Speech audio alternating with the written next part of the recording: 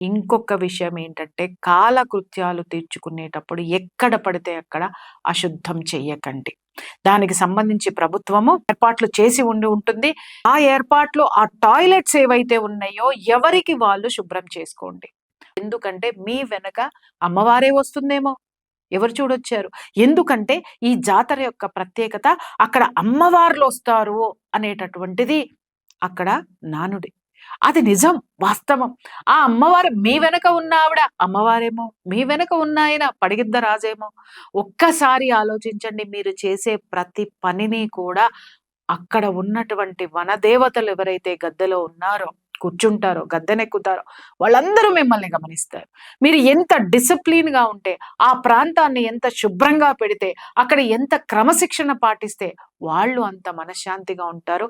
అంత ఆనందంతో ఉంటారు. ఎందుకంటే మనమందరం వాళ్ళ బిడ్డలమండి.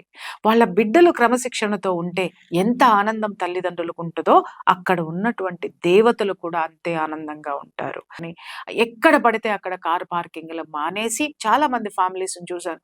అక్కడ ఎంత విసుక్కుంటారంటే ఒకళ్ళ మీద "ఏ తొందరగా రా! ఏ ఎత్తుకో! ఏ చూడు!" ఒక్కటే చెప్తున్నాను. ఎప్పుడైతే మీరు కోపంతో ఉంటారో అది చాలా అద్భుతమైన, పవిత్రమైనటువంటి ఎనర్జైజ్ అయినటువంటి ప్లేసు. అత్తల్ని మీ ఇంట్లో ఉన్నటువంటి పిల్లల్ని, అత్తల్ని, మావల్ని విసుక్కున్నారా, అమ్మవారు మీ దరిదాపుల్లో కూడా రాదు.